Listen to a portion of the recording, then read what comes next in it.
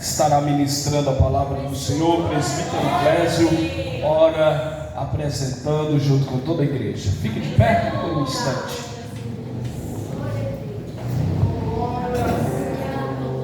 Amém. Chega para cá. Pode vir. Vamos estar orando nesta noite. Meu Deus e Pai, já temos te louvado com os louvores, temos contribuído, temos te adorado e mais uma vez te pedimos, ó Pai querido, queremos continuar ouvindo a tua voz através da tua serva. Usa, Pai querido, como tu queres, do jeito que tu queres, como tu nunca usaste, ó Senhor. Eu te peço nesta noite, usa a tua filha e fala com a tua igreja, porque a igreja é tua, o povo é teu, e somos teus servos e queremos ouvir a tua voz em nome de Jesus.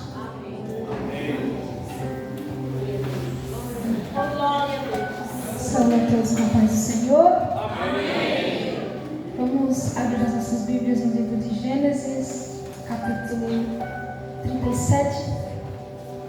Como é bom estar em comunhão, como é bom estar mais uma vez aqui, rever os amigos. Estava com saudade. Ano passado a gente se viu quase todo mês, esse ano está mais difícil. Mas que bom que Deus permitiu. Como é bom estar aqui com os irmãos. Deus abençoe grandemente. Obrigada, Tatiane, pelo convite. Que Deus abençoe. Que Deus abençoe a liderança dessa igreja, na pessoa do pastor Francilei e todo o corpo de obreiros.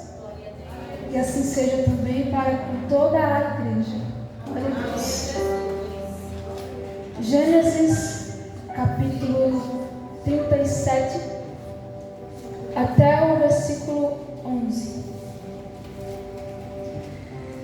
E Jacó habitou na terra das peregrinações de seu pai, na terra de Canaã.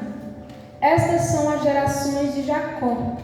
Sendo José de 17 anos, apacentava as ovelhas com seus irmãos. Sendo ainda jovem, andava com os filhos de Bila e com os filhos de Zilpa, mulheres de seu pai.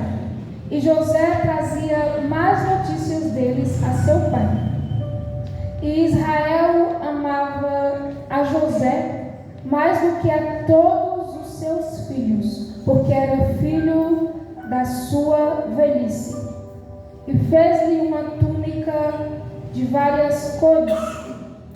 Vendo, pois, seus irmãos que seu pai o amava mais do que a todos eles, odiaram-no e não podiam falar com ele pacificamente. Teve José um sonho que contou aos seus irmãos, por isso o odiaram ainda mais. E disse-lhes: ouvi, peço-vos este sonho que tenho sonhado. E eis que estávamos atando molhos no meio do campo. E eis que o meu molho se levantava e também ficava em pé. E eis que os vossos molhos o rodeavam e se inclinavam ao meu molho. Então lhe disseram seus irmãos: tu, pois, deveras reinarás sobre nós? Tu deveras terás domínio sobre nós? Por isso ainda mais o odiavam por seus sonhos e por suas palavras. E teve José outro sonho e contou a seus irmãos e disse: eis que tive ainda outro sonho, e eis que o sol e a lua e 11 estrelas se inclinavam a mim. E contando a seu pai e a seus irmãos, repreendeu seu pai e disse-lhe: que sonho é este que tiveste? Porventura viremos eu e tua mãe e teus irmãos a inclinar-nos perante ti em terra? Seus irmãos, pois, o invejavam. Seu pai, porém, guardava esse negócio no coração. Somente até aqui.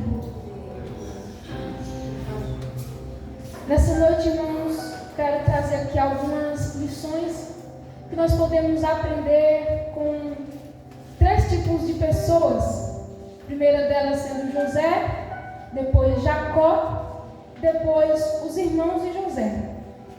O livro de Gênesis, no capítulo 37, ele começa a narrar a história de José, tudo que José passou, tudo o que aconteceu.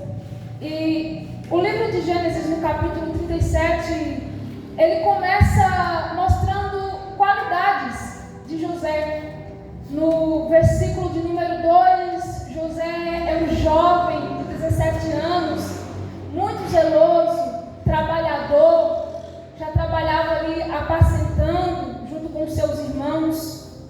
Ainda no versículo 2 nós podemos ver também que José, ele era um jovem que denunciava o pecado, pois enquanto José estava trabalhando, ele via a perversidade de seus irmãos e ele chegava do trabalho e ele falava para Jacó as más notícias de seus irmãos. E aqui nós também podemos perceber que José era muito íntimo de Jacó. José era um jovem muito zeloso para com as coisas do pai.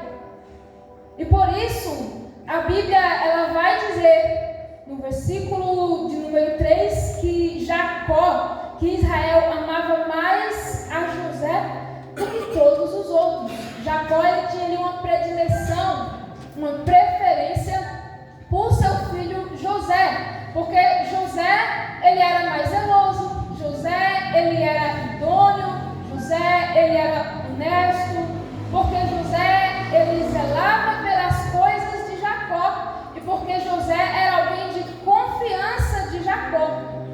Então a Bíblia ela traz essas características de José. E a Bíblia, ela traz isso porque José, ele é no Antigo Testamento um tipo de Cristo. Ele é alguém que perfigura, é alguém que traz ali características semelhantes às de Jesus. Jesus era puro, Jesus era manso, humilde, perdoador, alguém de caráter. José, ele trazia essas características. E meus irmãos, quando se trata da história de José, eu percebo que nós gostamos muito dessa história. Amém. Nós gostamos de nos identificar com José, nós gostamos dessa história de triunfo, dessa história de vitória. Nós gostamos de ouvir a história de José e ouvir que Deus ele vai realizar os nossos sonhos. E nós pegamos isso para nós, essa identificação, porque nós também somos sonhadores. Então nós olhamos para essa história e pensamos, Deus também vai realizar os meus sonhos. Porém, meus irmãos, quando se trata de José e dos sonhos de José, não se trata apenas dele. Não é uma história que começa em José e para apenas em José. Eu falei aqui que José ele era um tipo humano de Cristo. Não apenas isso, mas até mesmo os sonhos que José teve. Obviamente, nós vemos que eles se realizaram, se cumpriram em José, mas ao longo da Bíblia, nós podemos perceber também que não é apenas sobre isso. José era um tipo de Cristo e os sonhos de José também se tratavam de Cristo. Quando José tem aqueles sonhos e enfrenta a hostilidade dos seus irmãos, tudo isso aponta para Jesus Cristo e toda a hostilidade que ele enfrentaria por parte dos judeus. Então, quando José sonha que aqueles irmãos viriam a se curvar perante ele, também significa que um dia todos os povos, e principalmente os povos de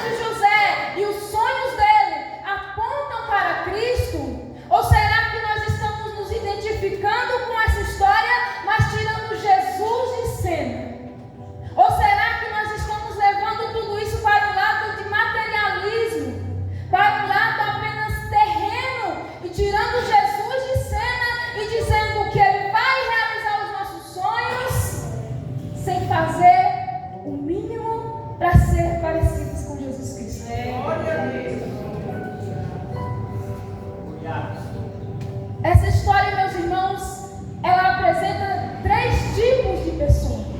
Eu falei aqui sobre a pessoa de José e sobre os sonhos de José. Agora eu vou falar um pouco sobre a pessoa de Jacó dentro dessa história. Quando José ele conta os sonhos dele, ele vai enfrentar a hostilidade de seus irmãos. Quando José conta os sonhos dele, ele vai enfrentar a inveja por parte de seus irmãos. Porque José ele já era o preferido de Jacó.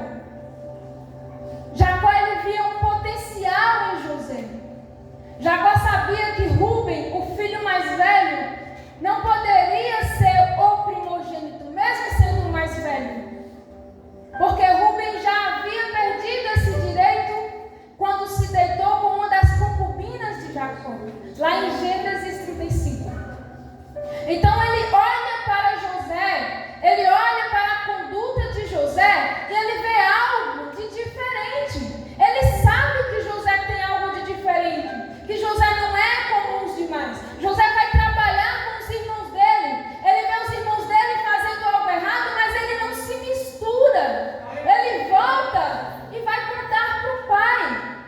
Então Jacó vê esse potencial. E quando José está ali, tendo que enfrentar a hostilidade e a inveja de seus irmãos, a Bíblia diz que Jacó, porém, guardou isso no coração. Por quê? Quando José conta o sonho, Jacó, ele não entende. Ele chega a repreender José. Como é que eu e tua mãe e teus irmãos viremos a nos prostrar perante ti? José era só um segundo mais novo. Então Jacó, ele não entende. Mas a Bíblia diz que ele, porém, guardava no coração. Os irmãos de José, eles escutam e eles hostilizam. Eles escutam e eles odeiam José. Jacó, porém, ele escuta, ele não entende, mas ele não duvida.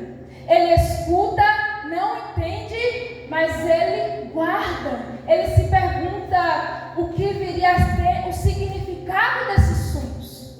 Então nós temos aqui 2 tipos de pessoas. Aquele que vê a vida de alguém, que ouve os sonhos de alguém, que vê o que Deus tem na vida de alguém e ao invés de guardar, mesmo não entendendo, hostiliza, duvida, zomba. E nós temos Jacó, que ele não entende, mas ele guarda. Por quê? Jacó ele já tinha muita experiência com Deus. Jacó ele também era um mais novo. Jacó ele também era um improvável. Então talvez Jacó tenha olhado para José e pensado: se Deus fez na minha vida, por que ele não vai fazer na vida do meu filho?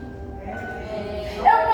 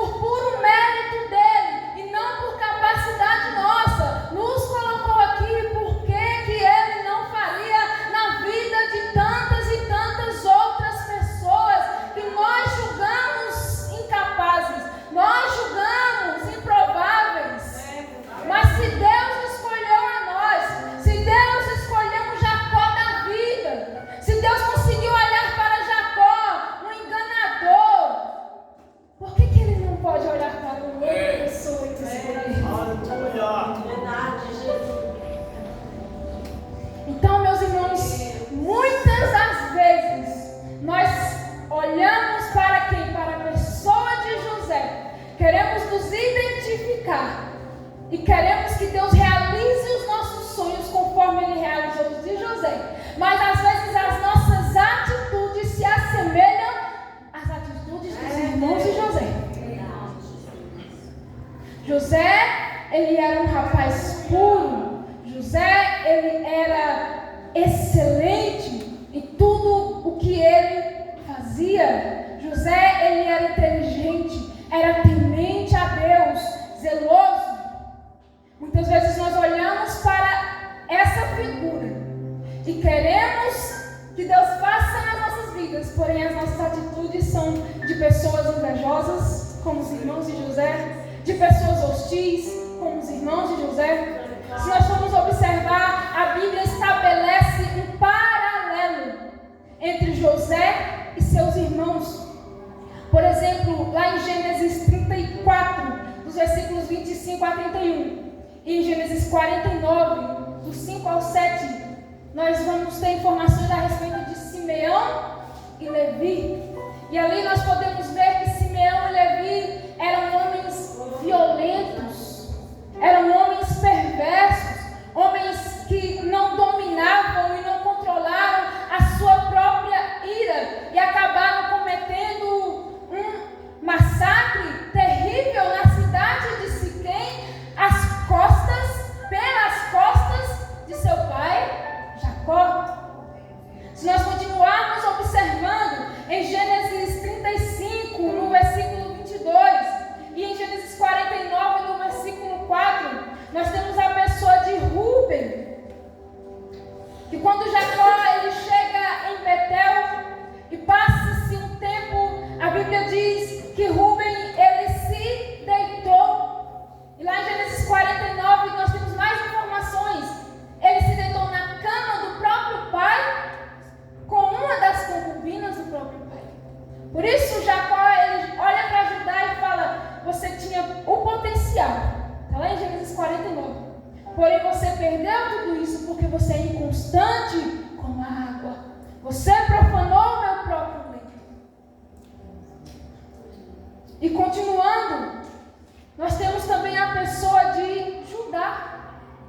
Quando nós observamos, a partir do capítulo 37, no versículo 26 e 28, nós vamos ver Judá praticamente liderando aquele plano maligno que os irmãos de José traçaram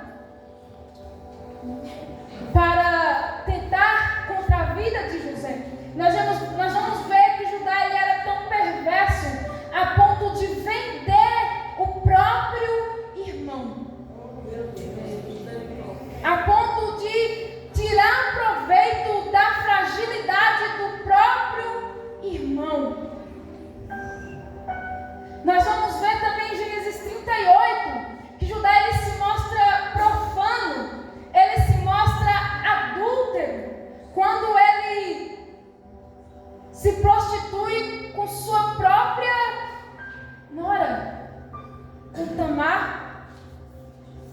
E a Bíblia ela estabelece esse paralelo entre Judá e entre José, porque em Gênesis 28 a Bíblia mostra que Judá ele se prostituiu com Tamar. Porém, em Gênesis 29, a Bíblia mostra que José ele foi tentado pela esposa de Potifar, mas ele resistiu e fugiu da tentação. Então, enquanto em Gênesis 28, Judá ele se dá à libertinagem, José ele foge da tentação da esposa de Potifar. Então, enquanto Judá ele abre mão de seu selo, do seu lenço e do seu cajado em prol do seu desejo, José ele prefere abrir mão do seu castelo, ele prefere abrir mão de seu preferido de Potifar, ele prefere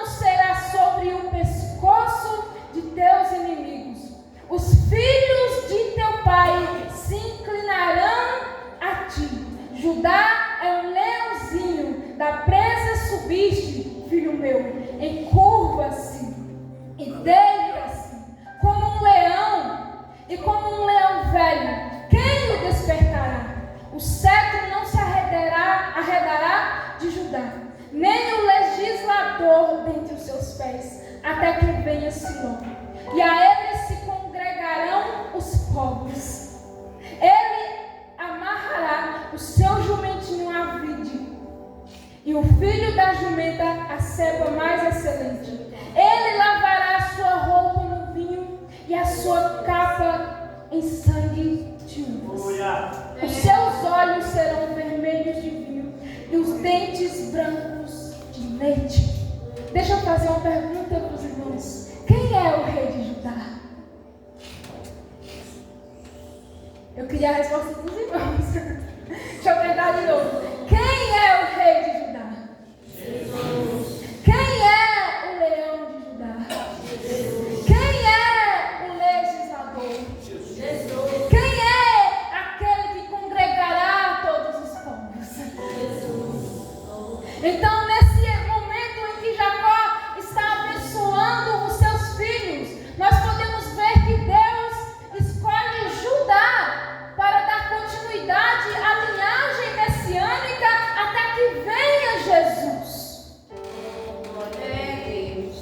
Por um momento nós vemos Judá como alguém profano, alguém adúltero, alguém perverso, invejoso, alguém odioso. Então, quando se chega em Gênesis 49, nós vemos Deus escolhendo Judá. Como pode uma coisa dessas? Tendo José. Porque se nós observarmos José, ele era o favorito. José, ele tinha todas as características para ser o escolhido. José, ele era o preferido de Jacó. José foi o preferido de Potifar. José foi o preferido até da esposa de Potifar. José foi o preferido de Faraó. Lá em Recife, quando eu estava pregando nessa passagem, eu perguntei para o irmão Gessivaldo se ele tivesse que escolher entre os 12 filhos de Jacó para cuidar da padaria com ele. Ele falou que escolheria José também. Todo mundo escolheria José. E eu perguntei lá e eu vou perguntar aqui também, para quem é pai e para quem é mãe de meninas. Se vocês fossem escolher entre os 12 alguém para dar continuidade à descendência de vocês, quem vocês escolheriam? Obviamente todo mundo escolheria José. Mas olha só que interessante, Deus vai lá e escolhe Judá. E eu quero abrir aqui um parênteses. Eu não estou dando a volta ao namoro evangelístico, tá bom, meninas? Não escolham Judá. Deus escolheu porque Ele é Deus. Porque Ele sabe tratar. Ele sabe transformar. Mas nós não somos a quarta pessoa da Santíssima Trindade para achar que nós vamos escolher o Judá e Ele vai mudar por causa de nós. Não muda. Então, sejamos virtuosas e prudentes e esperamos pelo José. Quem pode escolher Judá é Deus, porque Deus transforma. Deus Aleluia! o Espírito Santo é quem converte. O Espírito Santo é quem convence do pecado, da justiça e do juízo. Então, fechando parênteses, todo mundo escolheria José. José, ele era o esposo perfeito, o filho que todo pai queria ter, era o empregado que todo empresário queria ter, o governante que toda nação gostaria de ter. Quem não gostaria de chegar no dia de eleição e votar no José da vida? Então todo mundo escolheria José. Porém Deus, quando Ele vai escolher entre aquele povo de Israel, entre os filhos de Israel, alguém para dar continuidade à linhagem da qual viria o Messias, o Rei dos Reis, Ele vai lá e escolhe Judá. Então, o que eu tenho para dizer para você nessa noite, talvez você observe e não se identifique mais com José. Talvez você observe a sua vida e pense, mas eu tenho tanta coisa ainda que precisa ser tratada. Talvez você olhe para você nesse momento e pense, tem tanta inveja no meu coração ainda. Eu ainda preciso aprender a controlar a minha ira, quem sabe? Talvez você se observe e pense, meu Deus, como eu sou falho. Meu Deus, como eu sou pecador. Senhor,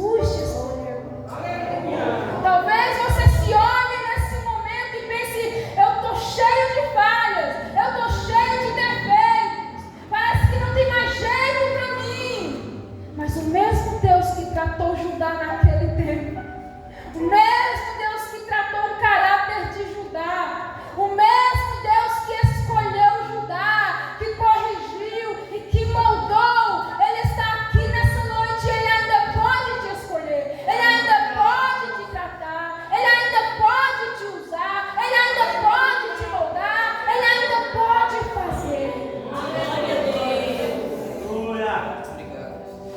Talvez você olhe e pense: meu Deus, eu desci tão baixo que eu acho que ninguém vai olhar para mim, ninguém vai me alcançar, ninguém vai me ver, ninguém vai me escolher, eu não tenho mais esperança.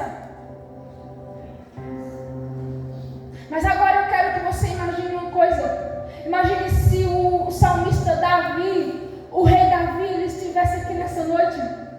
Ele ia chegar para você e ele ia falar assim: ó, eu esperei com paciência no Senhor, e Ele se inclinou para mim e ouviu meu clamor. E depois, Davi, o que é que aconteceu? Ele me tirou de um lago horrível, Ele me tirou de um charco de lodo, um lugar que talvez as pessoas passassem e não quisessem nem chegar perto, um lugar que ninguém estenderia a mão, um lugar onde ninguém olharia para mim, um lugar onde ninguém daria nada por mim. Mas Ele me tirou, com a sua mão Ele veio e me tirou de um lago horrível, de um charco de lodo. Ele firmou os meus passos, Ele pôs os meus pés sobre uma rocha, e Ele pôs um novo cântico na minha boca, um hino ao nosso Deus. Muitos verão, temerão e confiarão no Senhor. Ninguém escolheria, ninguém dava nada, mas hoje as pessoas olham, as pessoas veem Deus, as pessoas confiam e as pessoas acreditam, porque Deus, Ele sabe como enganar, Ele sabe como escolher. Glória a Deus, aleluia. Quem é que olha hoje para Judá e imagina aquele Judá? Quando se fala em Judá, se imagina automaticamente Jesus. Quando se fala de Judá, nós podemos lembrar do leão da tribo de Judá. Quando se fala de Judá, nós podemos lembrar do rei de Judá. Da mesma forma, Ele também pode fazer na sua vida. Da mesma forma, assim como Ele era Senhor dos sonhos de José, assim como Ele era Senhor da vida de José, Ele também pode ser Senhor da sua vida. Ele também pode te dar os sonhos dele para você sonhar. Ele também pode escrever uma história para você, onde as pessoas possam olhar o seu testemunho e falar: eu vejo Deus na vida dessa pessoa. Eu vejo o que Jesus fez na sua vida. Uma vez eu falei aqui, da primeira vez que eu vim, eu falei: a graça te alcança. Não importa onde você esteja, a graça te alcança. Não importa o quão baixo você tenha descido, a graça do Senhor te alcança. As pessoas talvez não te alcancem, as pessoas talvez não te olhem, as pessoas talvez olhem para você e só vejam seus erros, as suas falhas e duvidem daquilo que Deus tem para você. Mas a graça te alcança, o Senhor te alcança, o Senhor trata o seu caráter. Se nós formos observar, Deus, Ele escolhe Judá, mas antes de chegar nesse ponto, nós vamos ver que Deus, Ele usa José como um instrumento de correção na vida de todos os outros irmãos. Então, tem toda uma trajetória, tem todo um processo. E esse mesmo processo Deus, Ele pode fazer ainda nas nossas vidas. Se nós observarmos primeiro, Deus, Ele vai trazer à memória os pecados encobertos daqueles irmãos. Quando eles estão diante de José sem saber que era José, mas José está ali apertando, corrigindo,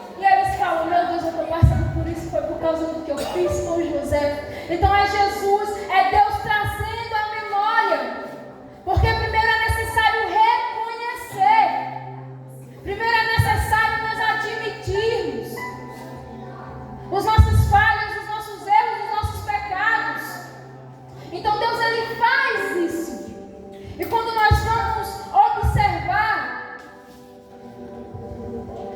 lá em Gênesis 44, diante de todo esse processo, nós vamos ver algo muito interessante. Aquele Judá que antes havia tirado proveito da vida e da fragilidade de José, agora não é mais o mesmo. Nós vamos ver o Judá se humilhando diante do governador do Egito e se colocando no lugar do irmão mais novo para não fazer o pai sofrer e para não fazer o irmão sofrer. Olha só como é que Deus faz, como é que Deus trata. O Judá que antes tirava proveito, o Judá que antes tinha inveja do seu irmão, agora ele se vê em um lugar onde ele dá a vida para não perder o irmão. Ele dá a vida para não ver o próprio pai morrer. Porque Deus faz assim, meus irmãos. Deus, Ele corrige. Deus, Ele traz à tona para nos humilhar, para nos tornar humildes para Ele. Então, se você está se perguntando, tem jeito para mim? Eu quero te dizer que tem. Talvez se você estiver perguntando, Deus pode me escolher? Ele pode te escolher. Ele pode te tratar. Ele pode corrigir e Ele faz, porque Ele é Deus. Mesmo Deus que escolheu José para ser um primogênito, mesmo sendo o mais novo, escolheu José, e José tinha todas as características de um tipo de Cristo. Ele não olha só para os perfeitos, Ele não olha só para quem é apto, para quem já está pronto. Ele também olha para os imperfeitos, Ele também olha para os incapazes, Ele também escolhe os desqualificados, porque é Ele quem faz, é Ele quem qualifica, é Ele quem trata, é Ele quem capacita. Então que nós venhamos ter essa esperança nos nossos corações, de que apesar de nós, e de que apesar das nossas falhas, e de que talvez, mesmo nós estando longe ainda de ser talvez tão parecidos com Cristo, ainda assim Ele não desiste de nós, ainda assim Ele pode nos escolher. Então que nós venhamos ter isso no coração e não desistir do processo de ser tratado por Deus e moldado por Ele. Porque mais vale ser tratado por Deus, suportar o processo e se tornar cada vez mais parecido com Cristo, do que desistir no meio do